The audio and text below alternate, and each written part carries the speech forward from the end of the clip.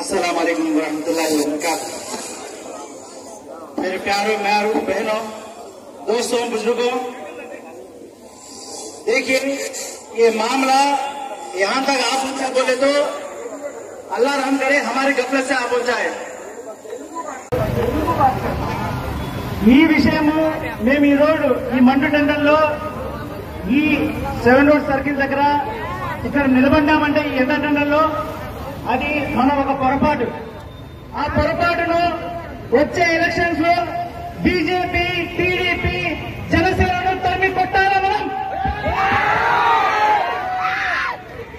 పవన్ కళ్యాణ్ మళ్ళీ సినిమాలు తీసుకోవాలా? మా ముసలైన బాబు ఇంట్లో కూర్చొని రెస్ట్ తీసుకోవాలా? మోడీ ఎలాగైతే అద్వానీని ఇంట్లో కూర్చోబెట్టినారో వాళ్ళ పార్టీ వాళ్ళు మోడీని ఇంట్లో కూర్చోబెట్టాలా?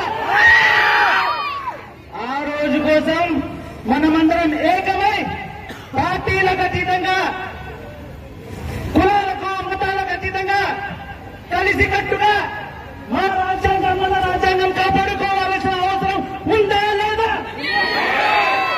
ప్రజలారా గమనించండి, రాబోయే ఎలక్షన్స్ లో వీళ్ళు పోటీ చేయాలన్నా వణుకు పుట్టాలా?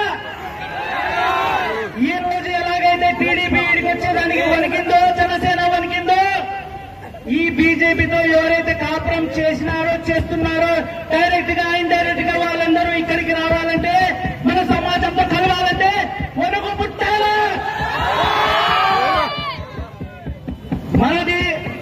మనది లౌకిక రాజ్యం. లౌకిక రాజ్యాన్ని కాపాడే ఏ పార్టీ అయినా అది మన పార్టీ. వాటితో మనం నిలబడాలా.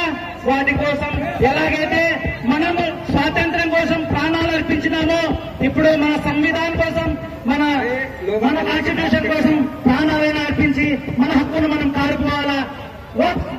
హమారా హక్ హై, హమారా హక్ హై, హమారా హక్ హై. సోదరులారా,